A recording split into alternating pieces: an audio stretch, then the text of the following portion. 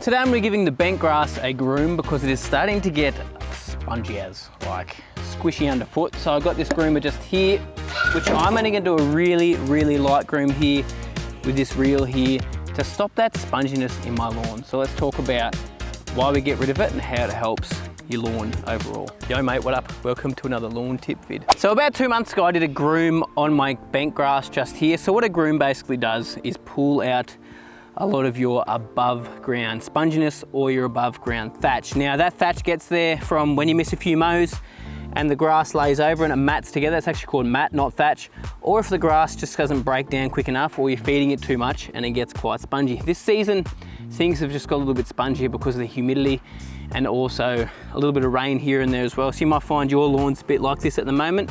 Good telltale sign to know that your lawn's like this is one, it's super spongy like this, like it squishes down. For a get green, this shouldn't feel this soft underhand or underfoot. I mean, it has a little bit moist at the moment as well, so it's a bit of that, but it's definitely still quite thatchy. And you can see after a cut, not sure how well you guys can see this on camera, but it's actually scalping in some areas, especially areas like this just here where it digs in like that. So we want to get rid of that. So grooming will help with that. Now, the lower you're mowing, you are going to have to groom more regularly. So with couch grass, something I do at least once a month. I did this 2 months ago. Should have done it last month, just didn't get it done. So that's why it feels a little bit spongy again. I haven't really fed it that much. It's just been one of those seasons and this bent grass is just growing aggressive at the moment. So got to get on top of it. I'll probably put some plant growth regulator out later in the week to actually slow down the top growth a little bit as well. But it's looking healthy, but another reason why we groom is not just because it's spongy, but also to help just our nutrients and our water to get down to the root system properly. Allow this area to breathe and just get what it needs really. Because if we look closely here, like this is dense, man. There's no way in the world you can see the soil. Not that you want to with golf greens really, but if you've got your home lawn, you don't want it to be this dense because it just starts causing problems with water infiltrating through there and your nutrients as well. I mean, it looks awesome. Honestly, it looks so cool. But we need to get on top of it, especially before reno. I'll be doing a reno on the green in probably about a month, maybe a little bit less. A reno on the ryegrass as well, overseeding that. Now, you only really find grasses that spread sideways have runners are gonna have this problem, so rhizomes and stolons. Whereas grass like a bunch type grass like my ryegrass just here, you don't really need to thin it out unless you're missing heaps and heaps of cuts and there's heaps of dead organic material in there. Look at this, that's a really cool example. This is bent grass, which has crept into our collar quite a bit, which I'm hoping it keeps creeping so I can create a really nice defined collar here, which I'll cut down a little bit lower. But you can see how like dense and thick and matty it starts to get down in there. Look at that, all the dead stuff. And like it stays moist for ages and it can cause disease problems and issues, whereas this here, a lot easier to open up and get down here. And there's not really that dead material down there. You can sort of see the soil a lot easier than this just here. So that's why we need to thin this out. Grasses like couch, Kikuyu, zoysia as well, you need to do it. Not as much for zoysia because it's not going to be growing as aggressively as your couch grass, but definitely couch, which is Bermuda for you guys in the States, need to be grooming when you're getting your lower height of cut lower than even an inch, like 25 mil or lower, just to keep on top of it and so it feels better underfoot. You're not scalping every single mow and having to do a height of cut reset, just so it's going to look pristine and nice. Because when I mow at the moment, the mower floats, which is not ideal. It floats a little bit and it digs in where there is a few angles. So we're gonna try to avoid that by our regular grooming. Now, I'm actually gonna be grooming through winter this year because last winter, I found this just kept growing, didn't really lose any color, and it just was aggressive, man. It was growing everywhere. So something I'm gonna have to do at least monthly now from here on out. You know, this is my groomer. This is just a Protea and I've changed out the cylinder that was in there to a grooming reel. I could set that lower and actually dig down below and get the below ground thatch, but I'm only nicking in like a couple of mil into that, so we're not taking much out, just enough so the grass blades stand up a bit, I get a nice beautiful cut afterwards, and so that we get all that dead grass at the top basically, just to thin it out a little bit. Anyway, let's do it. Let's jump into it, see how much we get off this. I'll show you how it looks afterwards, and then we'll give it a cut afterwards. Now I double cut this morning we'll see how much grass I get off afterwards as well, and show you that making the grass blades stand up does make quite a difference.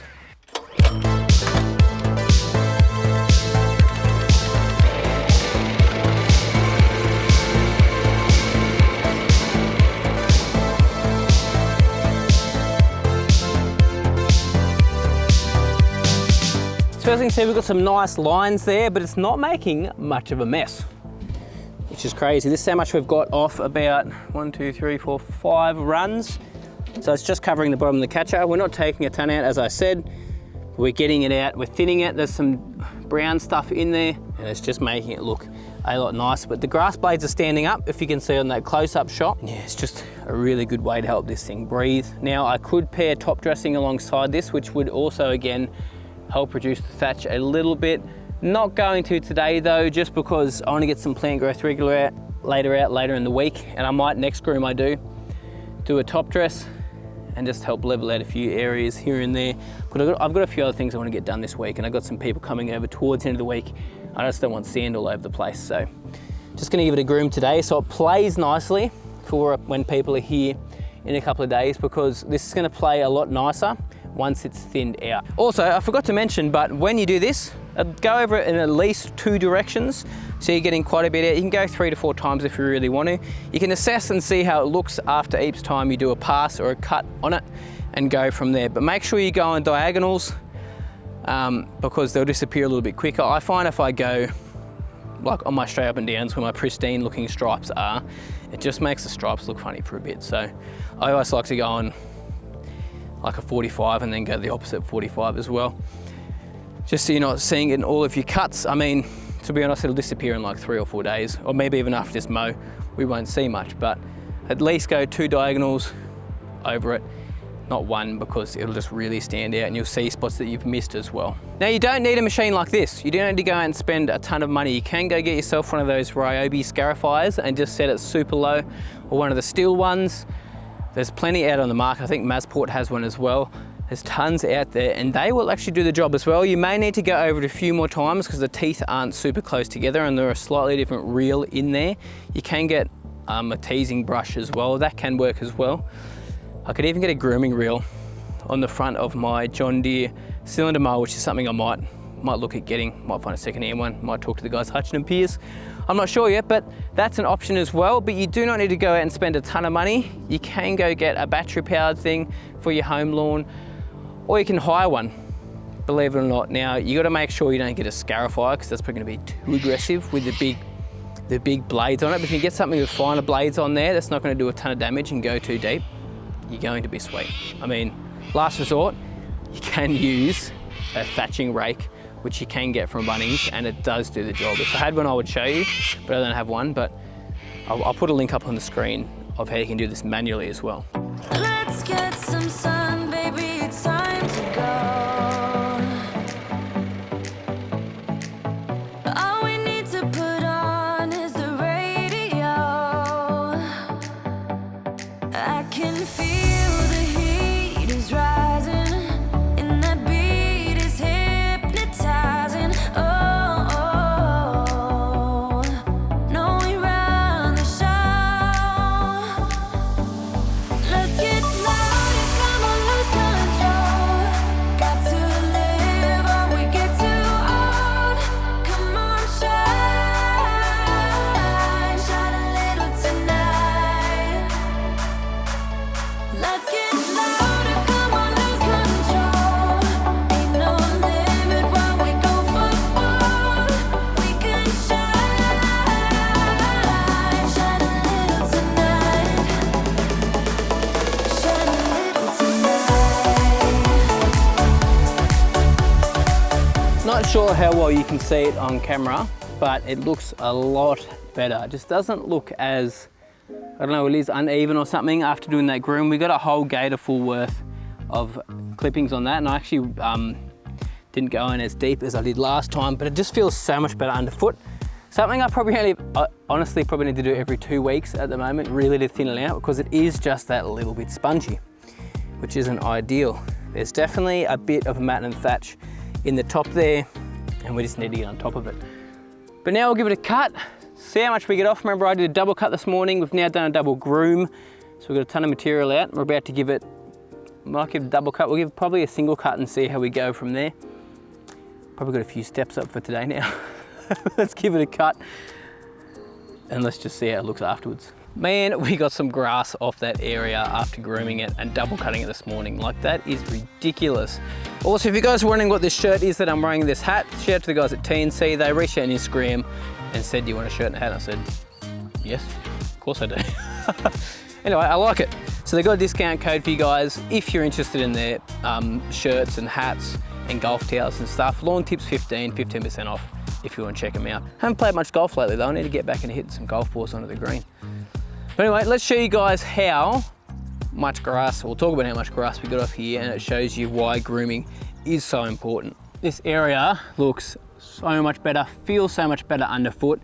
It's now gonna let water get down in there properly. I mean, it wasn't a huge problem yet, but it could definitely be. We do actually have a bit of brown patch on the green as well, which is a disease, which I 100% reckon it's got to do with the amount of extra nitrogen that was in here and how I let it overgrow a little bit as well, and it was holding a bit of moisture in the leaf.